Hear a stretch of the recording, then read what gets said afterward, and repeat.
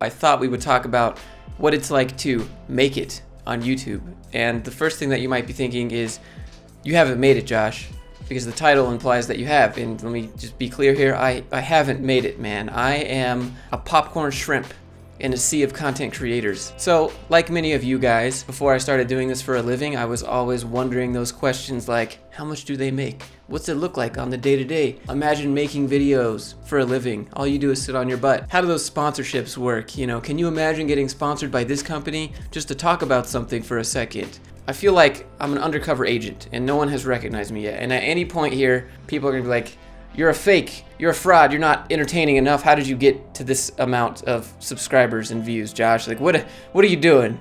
I don't feel like I deserve to be in this spotlight. And I still very clearly remember memeing with my friends on Slack, like, bro, what do you think Peter McKinnon makes on like a 6 million view video? You know, like, how much money do you make on YouTube, Josh? Well, I'm a pretty transparent person. I don't really have anything to hide here. I have made, over the course of my lifetime of YouTube, I've made $58,000. with $32,000 of that money being in the last 90 days.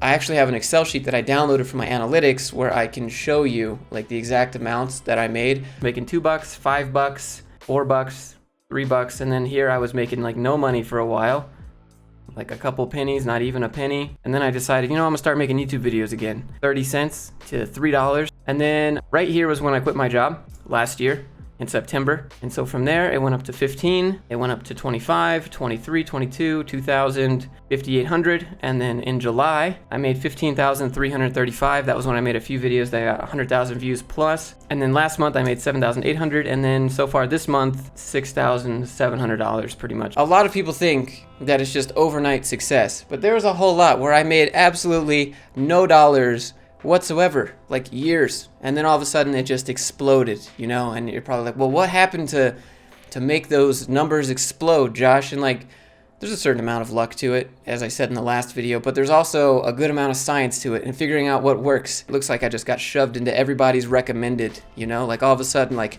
I'm glad YouTube recommended me to you, and it's like, it took me so long to figure out how to make that work. I don't know how these big, huge creators do it over and over and over again, where people consistently hit the algorithm. Like Jarvis Johnson, for example, like that dude makes a video, easy million views, easy algorithm, and he doesn't have to work for like 2 months if he didn't want to anymore, you know, like, but that dude just has it down. You can obviously repeat the same content that gets views. With all the clickbait titles like realistic or, you know, not clickbait or gone wrong or cops called, you know, and like depending on the topic of your channel depends on the CPM. So if you're getting millions of views but you're doing it about garbage content, your channel's not going to be worth that much because advertisers aren't going to place like high priority ads on you. People start to reach out to you, and on YouTube there's this spot where you can have your business email linked. I think it's under the About tab on someone's channel page, and they say, hey, are you interested? What is the cost of an ad on your channel, like 30 seconds or a dedicated video? Or sometimes there's like a middle management company, which is like an influencer marketing company. So companies go to that middle management company, and the middle management company reaches out to you. So whenever you do a sponsored video with one of these places, you have to make the video, submit the video, they tell you if it's good or not. If it's not, you have to redo it. And so sometimes you're trying to get a video out and you're trying to stick to a schedule, and going back and forth with these companies is time consuming, to say the least. Sponsored videos can actually be really stressful. And so that's why you don't see them, again, that much on this channel, because I'm just real picky, you know? It's kind of like if you've ever had a recruiter reach out to you for a job and they just throw something at the wall. You're like, what? And that happens a lot with sponsors, but it's as crazy as you would think it would be, you know? Like, you're like, can you imagine like $500 for 30 seconds? Like, bro, like, it feels exactly like that. Just let me be clear here. I'm not trying to like boast or brag or be like, look at me, look at my life, look at all this stuff. Like, how could you ever complain about that, Josh? You're in such an awesome position. You're absolutely right. You are right. I'm very lucky to be here. I'm very blessed to be here, and I'm very appreciative. And obviously, I wouldn't be here if you guys weren't here to watch the channel. Like, if I just wouldn't be here without you guys anyway. So another thing that goes along with growing a YouTube channel is that you get a lot of emails and lots of DMs. I get a lot of creeper DMs. They want to see my feet. A lot of people ask me if they can buy my underwear, you know, just really weird stuff. And then you have emails from people that are like, hey, I don't have questions or anything like that, but thanks for being an inspiration. Thanks for Thanks for keeping it up on you. Because I remember thinking that, but I was too afraid to ever send emails to the creators because I figured they were too busy to respond. I never want to be that guy, so I try to respond to as many people as I can. Well, you know the big streamers on Twitch, like Shroud and Dr. Disrespect? Sometimes people donate like $100 and the streamer doesn't even see it. And they don't even acknowledge it. And they're like, hey man, it's my birthday, just got this money from my grandma. And the streamer doesn't even see the donation. And it's like, you can take your eyes off the screen for 2 seconds to say, hey man, thanks for that. Happy birthday. You didn't have to give me that, but appreciate you. And like, no, they don't even acknowledge it. And I know there's going to be the people that say, Josh, you know, that's not scalable. You can't read everything no matter what. But like, people aren't giving $100 every 2 seconds. People aren't giving that kind of money every 2 seconds. And so when people come to my live streams, I try to acknowledge everyone no matter what. No matter what. You don't have to donate for me to answer your questions. And I understand that's not scalable. And so if it seems like I'm being short with your question, it's not. It's just like I'm really trying to engage with everyone. I don't want to just pull up a live stream and have my own agenda and just start talking and then glance at chat like 30 minutes later. It's never anything personal if I don't get back to you. It's just maybe I skipped it, or I woke up and I looked at it in the middle of the night and it was marked as read and then I didn't see it again. Like that would happen more often than you think. Okay, so moving past like all the DMs and all the emails and stuff, you get networking opportunities. It's really, really weird when you DM somebody and they respond back now that you know would have just not even opened your message. For example, like like last week, I DM'd Tech Lead. I DM'd him on Instagram and then he responded. I was like, hey dude, I don't know how you consistently make these videos with this kind of view count. Like what are you doing? And he responded and then we had a little chat and I was like, that probably would have never happened like 8 months ago. That would have never ever happened. Yoma, right? Like dude DM'd me. He's like, bro, that vid hit hard. And I was like, what? John Sonmez, dude, I watched that dude's channel forever. I watched that dude's channel when I was in Finland, when I was married to that girl. I remember pointing at his channel to my wife, like, look at what he's doing, right? When he had like 2,000 subs. And then he watched my video and he commented on my video.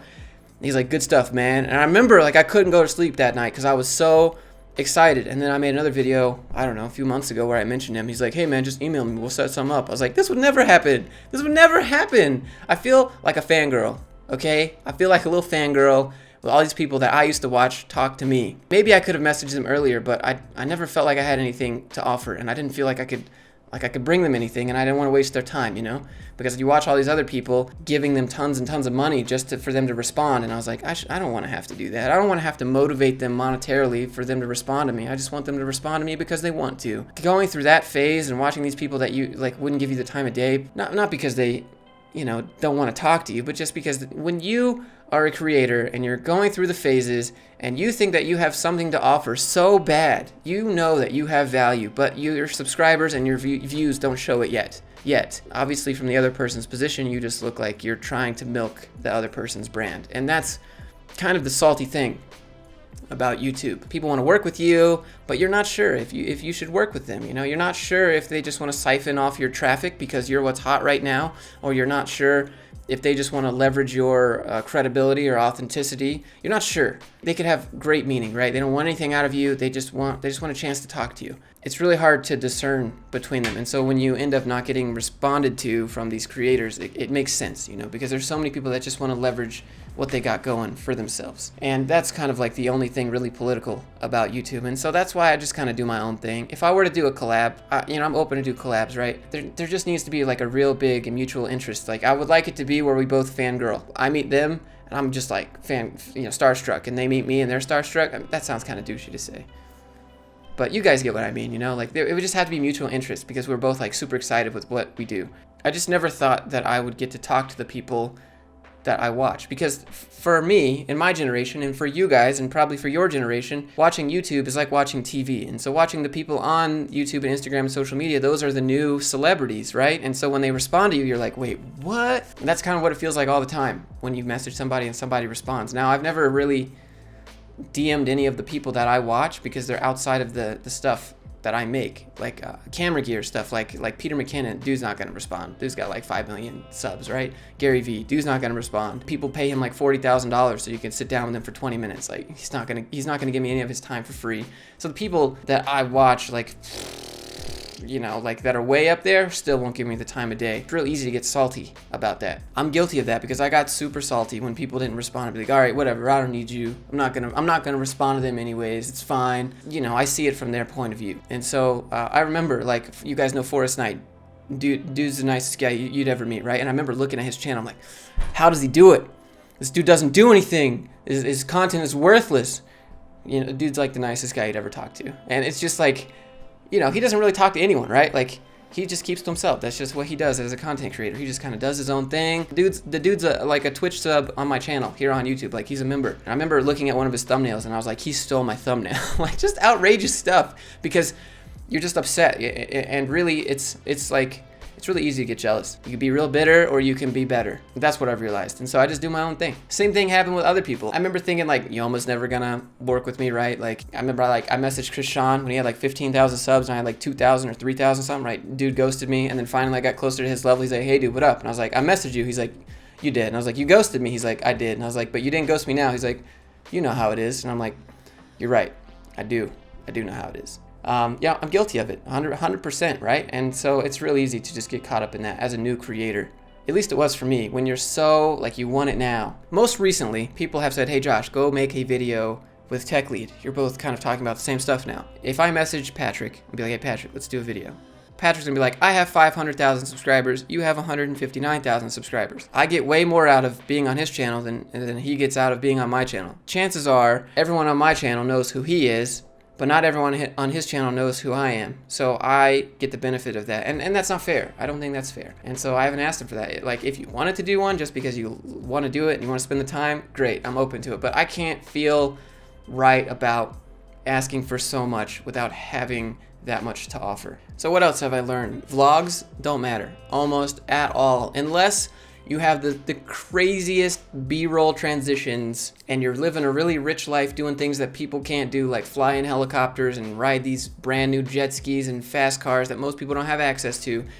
People don't care about your vlogs. People end up skipping the B-roll, and I like making B-roll, but I will very rarely do it unless it specifically adds to the story. And that's what I've realized about everything on YouTube. Story is everything. Relating is everything on YouTube. Your ability to walk people through what you are feeling at the time, describe the scenario and the circumstances at the time is everything. What I've learned on YouTube is if you really want to separate yourself, you have to offer value. You have to give something to someone at the end of every video or during the video that they can walk away with. For example, on Twitch, you either have to be like already well known from another platform and transfer over there and bring your following, or you have to be like the best at a game, absolutely hilarious, or get lucky and someone with a huge following hosts you, because just showing up on Twitch every single day from 9 to 5 doesn't work, because just playing video games, it's just, the value's not there. A lot of people usually wonder, how much do you make with this many subscribers? And let me be first to tell you that subscriber count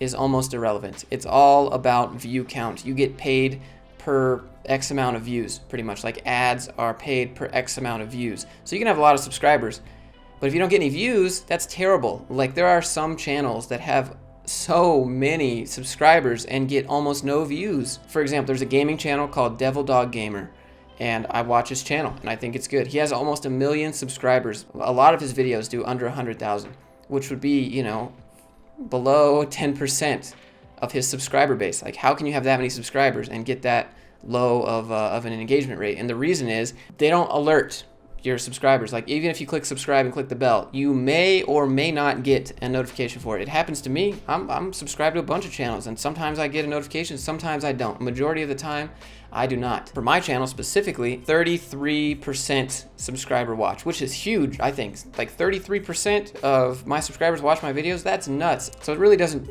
depend on the amount of subscribers. So a lot of people have a lot of subscribers from one video or two videos, and then they can't seem to pick up that traction again. And so they don't make a lot of money. Okay, another big thing that I've learned on YouTube is people expect forced positivity. People expect rainbow and sunshine and gumdrops and fluffy teddy bears and hugs and just smiles all around, and nothing's ever gonna go wrong, and everything is happy and fun. And if you don't have cocaine levels of energy, you didn't just hit that line on the desk, you know, and you're not like, top of the morning to you laddies, then basically you're not meant for YouTube. And that's just not true. A lot of people will come to your channel and tell you what you need to do. People that have no idea, people who've never even filmed a video before. I used to read these comments and I would take them to heart and I would try to improve that and be like, what's going on, guys? And smile and, you know, make an effort to look at the camera. And it's just not me, man. Like, I can force myself to an extent to be more outgoing and more energetic, which is what you have to do in general when you're on camera anyways. You're usually about 20% lower energy when you're in front of the lens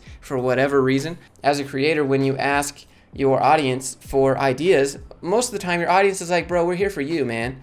But they don't say that. You'll have a minority amount of people who are very vocal about what you should do and what you shouldn't do, and what kind of content you should and shouldn't make and how you should do things. And it's always the very vocal minority, and it's really hard to understand that and process that, because when you're really wanting the feedback, a lot of people are just watching, they're like, yeah, we don't really care, dude, we're just here for the info, man. You do you, you know. Like, when you first start creating videos, you really care what people think of you. You're just obsessed, like, am I doing this wrong? What do I look like? How do I sound? How do I present it? You're super paranoid. And for me, it's still kind of awkward to go out in public and film, because you have this huge gorilla pod, right? And you're out and you're in public and you're filming. And this is not a light setup, nor is it a small setup. And you're walking around talking to a camera lens and people are like walking past you. And I can't help but think in the back of my head is like, oh my goodness, these millennials, like that's what all these adults are thinking of me as I'm walking. It's weird that I still think of older people as adults. Man, that's probably not a good sign, is it?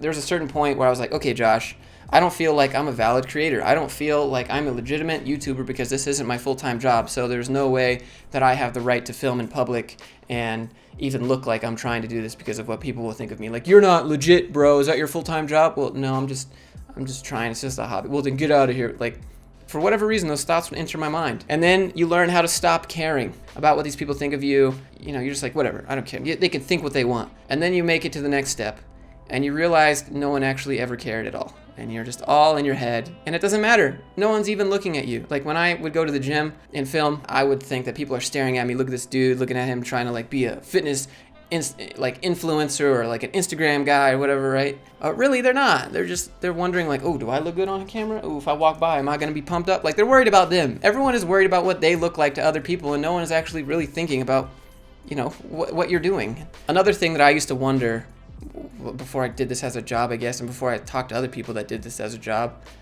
is, are these people the same? Like, are these people who they say they are? Like, what are they not showing? And like, this room looks really expensive, I'll give you that, and that's because there's some decent value here, but this wasn't overnight, and the rest of my house is like empty, pretty much, you know. Like, this is my office, this is where I do the videos and stuff, and I think I try to be transparent about that. Like, I'm not over here claiming I got Lambos and I got these fancy cars and I got this materialistic lifestyle, and my life's not like an Instagram highlight. I'm very clear about that. I'm not trying to showcase that. All I try to showcase with my videos when I talk about running a business and doing this for a living is like, I'm doing it for a living. And so I would always wonder that, like, are these people like this in real life? If you met them, would they be as nice and humble as they seem in their video? And I think you should have some idea of your image, right? Your public perception of how people see you. And I think for the most part, the way people see me is how I am in real life. And so if you were to come up to me at the gym, which has happened a couple times, I think I'm just as awkward as I am on camera.